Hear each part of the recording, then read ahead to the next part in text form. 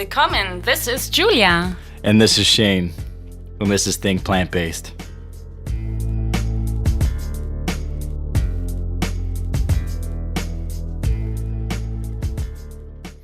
Think Plant-Based. Make sure to check out recipes, health tips, travel tips at www.thinkplantbased.com. And we're officially on iTunes, so please rate and write us a review on iTunes. Write us a review. Give us 2 stars, 3 stars, maybe 5 stars. Let us know. For sure, 5. Yeah, I mean, who would give us 2 stars anyways, yeah. Right?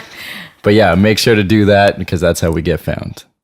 Okay, so here we are back again. Yeah, hello everyone.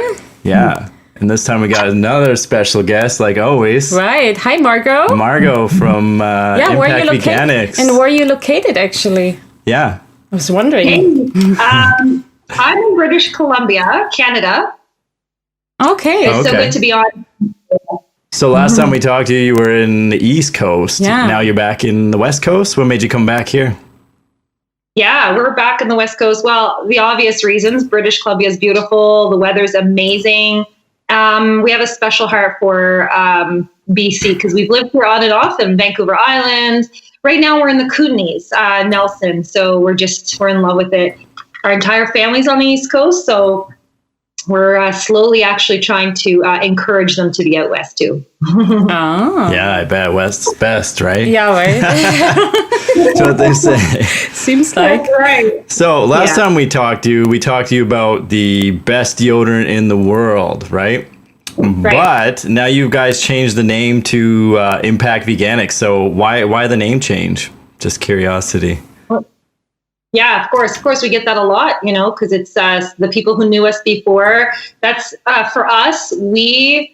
I'll just back up a little bit and tell you the best deodorant in the world. We had been doing that for nine years, and it was great. We last year, almost a year and a half ago now, we took it all off, store shelves, and we completely rebranded the product to be more in line with our values. And so it's completely biodegradable. Even the shipping material is, there's zero waste, zero plastic in it.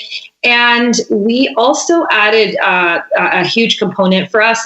Before it was sort of business as usual. We were doing really, really well. I mean, it was global, but it still wasn't fulfilling the activist inside of us. We wanted to, and especially after COVID, something hit that said, we want to wake up every single day knowing that we're in some small way, medium-sized way or large way, making some sort of impact in the world, because otherwise, why are we in business? Why are we doing anything?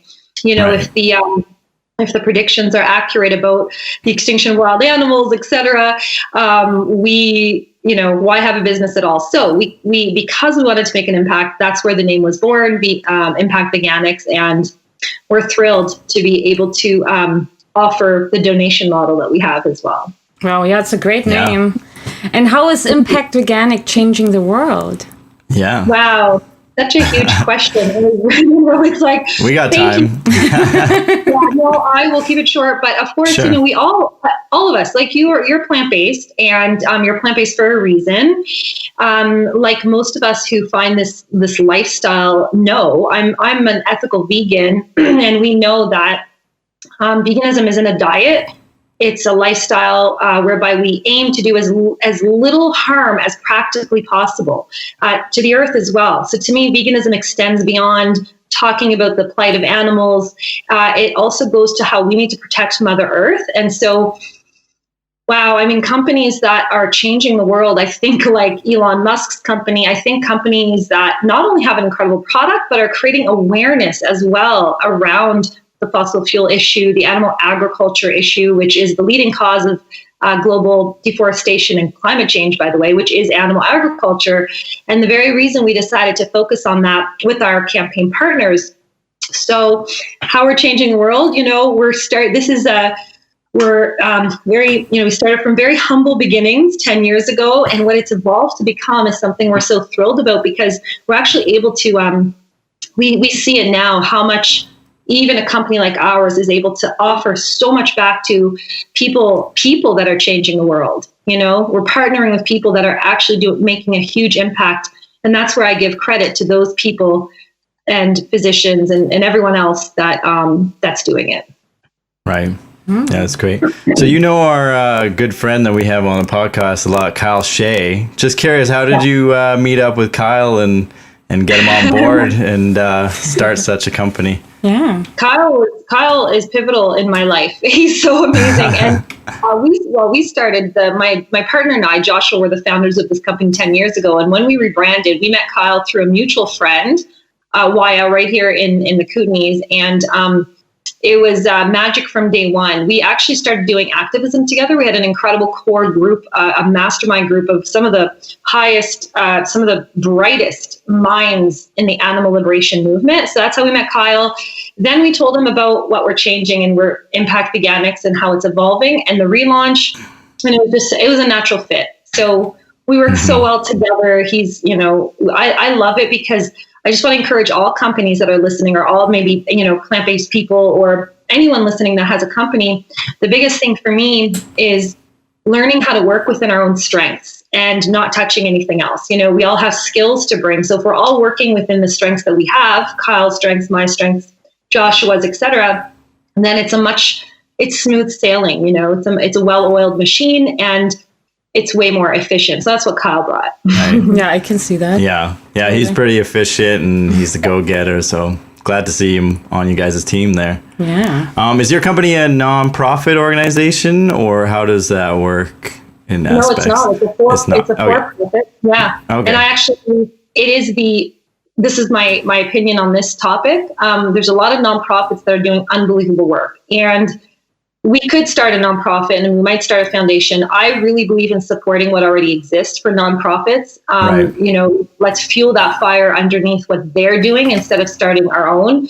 But ours is a for-profit company that offers donation to nonprofit organizations making the biggest changes in the world. That's awesome. What organization do you guys contribute to? Right. Donate. Just curious. It's like 100%, right? Yeah. You donate 100% after tax profit. So we do.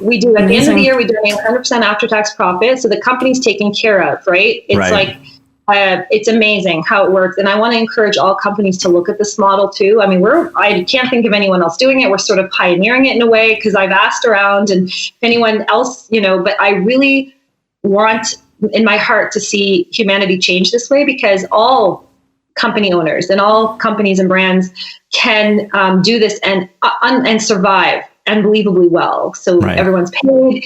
But the way it works too is we partner with, we have our dear friend. I started with Sean Munson because we love what he's doing. Earthlings was pivotal in my life. It's the reason why I actually went plant-based to begin with.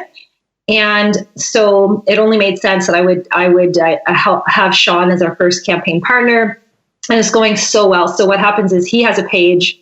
We'll use his company Nation Earth, and anyone purchasing the product through his page, whether it's one person or 20,000 or 100,000 people, we pledged 100% profits back to Nation Earth, his company. Wow! And so our next partner, we can officially say, is Sea Shepherd. Paul, I've known Paul for a while, and also, we're both from St. Andrews, New Brunswick, so it's kind of a cool connection. And so Sea Shepherd is next, and then after that, we have a few other incredible. I love the topic of changing farms. There's a lot of farms out there that are making the switch from chicken, poultry to mushrooms or dairy to hemp or something like that, and those are also the people we want to donate profits to. Wow, that's wonderful. So how long do you usually donate for? Like, do you have a time span, or like, how do you decide? Yeah. Okay, next to the next one. Yeah, there's so many, right? So we leave them running because we can. So cool. Yeah, we were going to do a 30-day campaign, and we still do. What happens is we leave them running, and if those people have anything going on, a campaign of their own, we highlight that to our customers. So, for instance, Sea Shepherd, if they're raising money in a certain part of the world for a certain mission to intercept illegal activity on the ocean, which is so badass, right? Mm-hmm. It's amazing. Yeah. We take hold of the mini campaigns they have going on, and we make sure that our followers, audience, and customers hear about it. That's great. So, yeah. It's really important to know what you support you, not just like the company itself. Like when I want to buy something, I want to know what they stand behind as well, you know? And I love how transparent you guys are about it. Absolutely. And by the end of the year, we will be taking pictures and checks and make sure that it's ultra transparent to make sure people know what we're donating. And also, it's very important that the organization, the nonprofit, gets a lot of recognition because customers want to support them ongoing as well. It's not just the purchase of this product, but we want to encourage them to support these organizations ongoing. The model of nonprofits, like asking for donations all the time, it's getting a little bit washed out because everyone, people seem to be bombarded with where do I donate? What's going on? All the donations. Exactly. That's true. Yeah. We've kind of turned that model on its head. And this is honestly, I want to say the best. It's been amazing. And people, it's all they have to do is actually make the switch. So if someone has a toothpaste product, for instance, and they use toothpaste anyway every single day, it was making the switch to like, what would you do if you had a choice between one toothpaste on the shelf that was just the toothpaste, you get it and you're done, or the next one, same price on the shelf, but the profits go to, Damien Mander, for instance, World, Anti-Poaching Foundation or Sea Shepherd. Which one would we choose, right? Right. Totally. So it's good for that. And I think it's the model of the future. And there could be bigger items too. Deodorant and all the products that we're developing, but anyone who has a bigger item for sale, that's huge. Yeah, totally. Yeah. So what's some tips you can give business? Say I had a business and I wanted to go in the way of your business model. What are some tips that you maybe had, or like some hurdles that you had to conquer to get it going? We're still chopping through the jungle. Yeah, it's still, I guess, an ongoing thing, but yeah. We literally just started this model, but we ironed out most of the kinks quite fast. So if anyone listening who's a nonprofit that is really liberating animals, we believe animal liberation is our own liberation because of the animal agriculture factor, right? We believe that it liberates the earth, frees up the land regeneratively, and then also liberates humanity. So if anyone has an organization, they want to reach out and talk to us, I'm happy to do that. For other businesses, listening, it's just a matter of the scarcity versus abundance. So how much do we really need to survive and to thrive, right? It's like amazing. We're not, this is not doom and gloom at all, but we're only here a certain amount of years. And do we want to make an impact and help other people, or do we want having a business that keeps it all? So I just think I encourage people to do it. It's easy to do it. And as I said at the beginning, the company's taken care of. We make sure expenses are taken care of, because if the company is not existed, then we couldn't do it. Right. Yeah. Yeah, I guess you got to be brave too, but really like believe in your visions and why you're doing this, like with your company too. You guys have a great mission and you believe in what you're doing and you want to change the world, for the better. It's not just about making money, right? That's a side effect in a way. That's a side effect. And so is the product. To us, the deodorant is just a tool. It's a tool that people use every single day. Making the switch to this product offers, if we figured it out, actually if 1% of all vegans in the United States alone made the switch just to this one little product, we would donate $4 million this year. Wow. So just 1% of vegans, that's that alone. And that's only in the US, not even Canada. So we figured it out because most of our traffic is coming from the US, but that's a huge number. And people don't think they can make a difference, but even the smallest medium-sized business can make a massive, massive difference this way.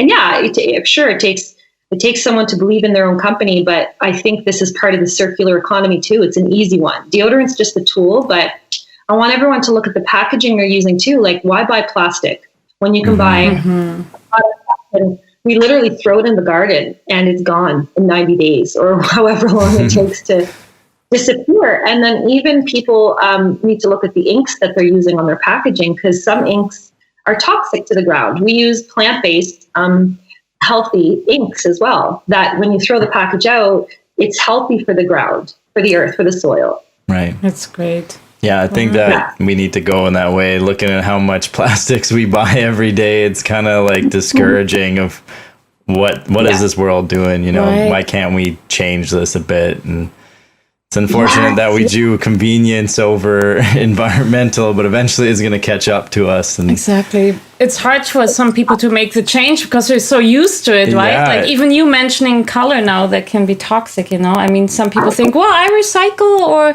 yeah, it's made of paper, but maybe the ink is toxic still, right? There's so many details we always have to think of. And I feel some people are just too overwhelmed, you know, to even take care of it because their life is already so problematic. And now with COVID, you know, there's like, are you kidding me? You really want me to watch that now too? Well, they won't let me use my reusable cup at a coffee shop anymore. A lot of places, like that's discouraging for me, because I used to think, oh, that's something I can do. Because when I go out, you know, for work, I drink coffee, and I'm tired of getting this big bag of, you know, plastic mixed with paper that they can barely recycle. So I thought I was doing something good, and now I feel like we're back to, you know, where we were, unfortunately. Yeah, so true. Oh.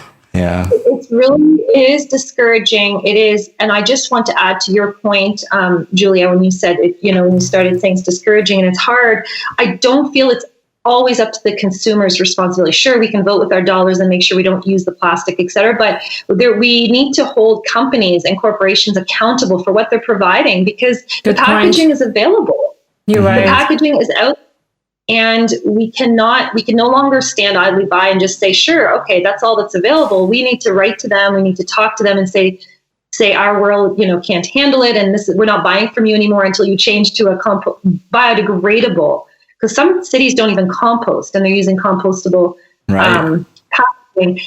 And, you know, the plastic is, oh my God, just like animal agriculture. When you drink hot beverage lined in a plastic thing, that's going inside of us. That plastic is going inside our body, and it's affecting our hormones and our children going through early puberty, and like it's like a downward spiral. And it's oh man, I can go on about that. We have a whole podcast about that, plastics and in your food system. Exactly. And, yeah, for sure. Yeah, it's just crazy. Yeah, it is. And it's hurting animals. For people who care about the animal issue, the ethical vegans, plant-based people, we see the pictures. You know, animals are getting caught in the plastic. They're ingesting the plastic. It's crazy how many animals die every single year because of our plastic addiction and habit. So, yeah, it's a big topic. It is. Yeah, it's not even more expensive to have like in a more environmental packaging. You know, sometimes I feel people don't know really how much easier it is to go more environmental friendly, no? Because we don't try it. Or even like to go on a vegan diet, right? We think it's so complicated because you even never tried it, or you tried it and said it didn't work for me because you didn't even know how to start in the first place. There's so many reasons. Yeah. It's so many. It's not easy. And today it's so easy. You know, and lentils, and as you guys say all the time, and you know that lentils and chickpeas, and you know, it's not expensive, and it's easy. And humanity's been doing it since day one.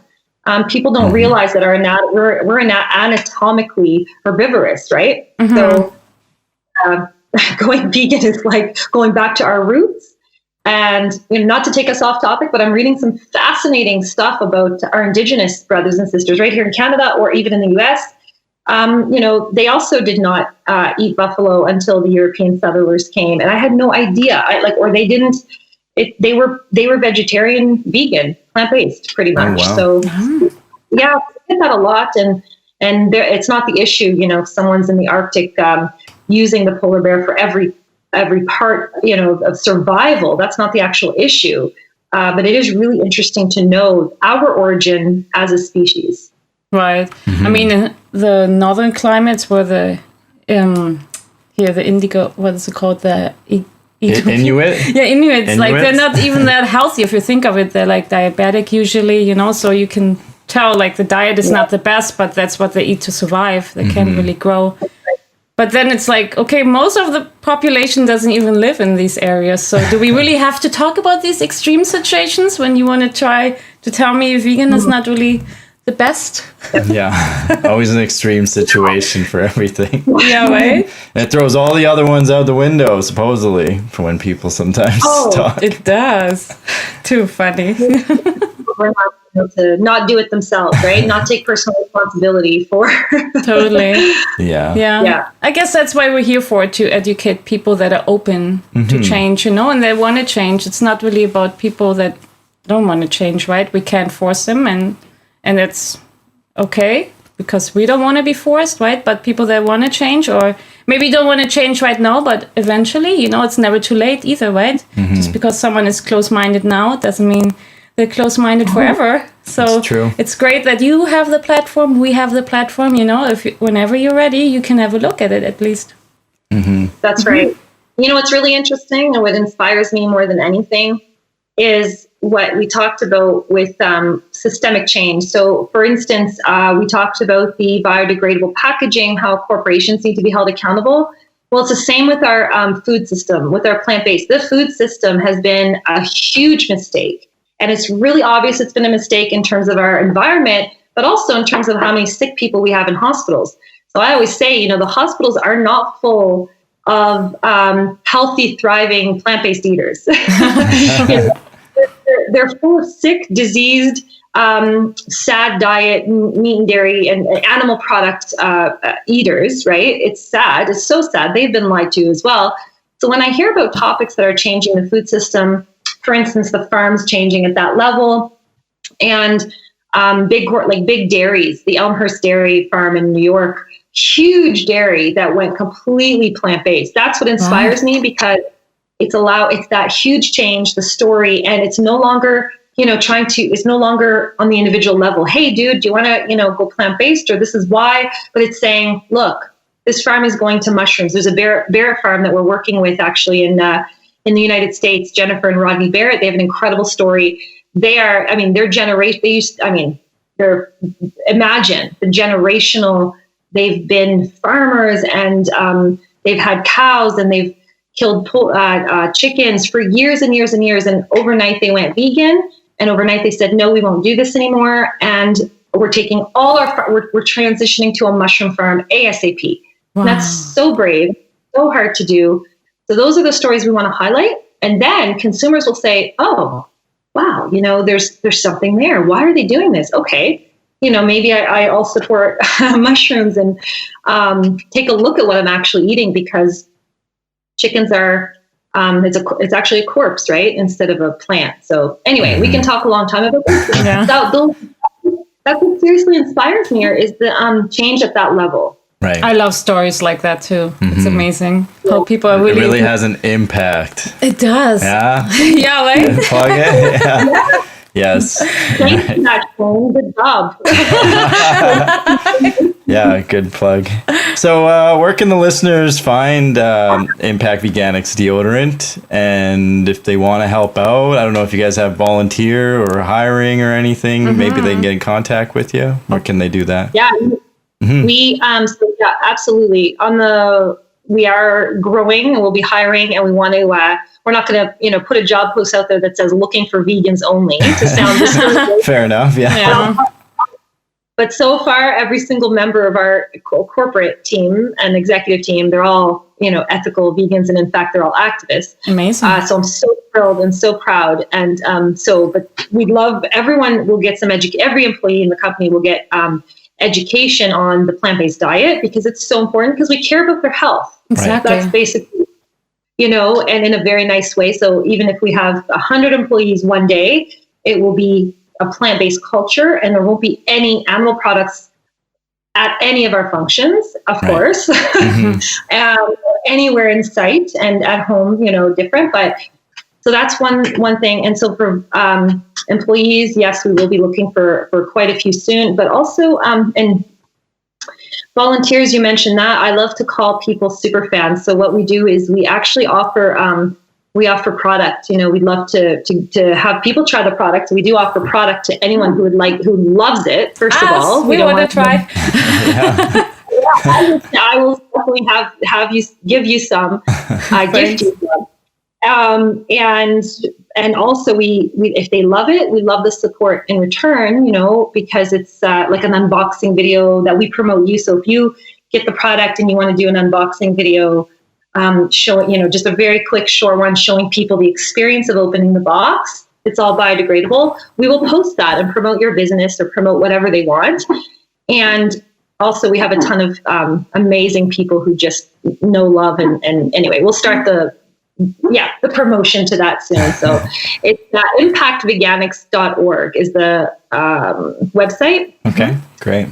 Actually, no, sorry about that. It's createanimpact.org. Scratch that. Createanimpact.org. Sounds good.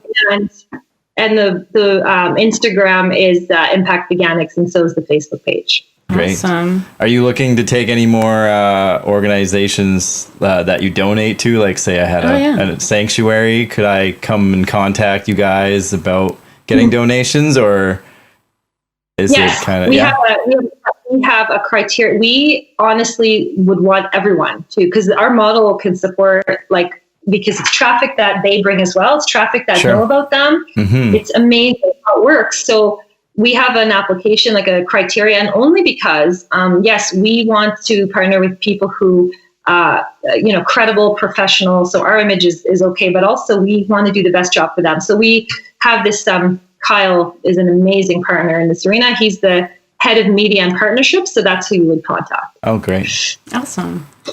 Great. Yeah, we have criteria, but sanctuaries are also doing such an incredible job. Mm-hmm. And so we're looking at a few this year, actually, that we can help. So that's awesome. Yeah, we'll put all the contacts and stuff in the show notes so people can find you guys and find Kyle and help more and have more of an impact in this world. Yeah, totally. Right? Thanks for what you're doing and changing the world every day. And helping people to support you guys with the dollars. Yeah, totally. They do. At the end of the day, that's what it needs. The organizations is just a side note. During COVID, exploitation is way up. Right. It's coaching, etc., and donations are way down. That's what. Whether they buy our product or not, to look at organizations they can financially support. I love what you guys are doing. Oh, thank you. Thanks, likewise. Thanks for being on our show. I appreciate it so much. You're so welcome. Awesome. Okay, we'll talk to you soon. We'll talk later then. Take care. Bye. Take care, Margaux. Take care.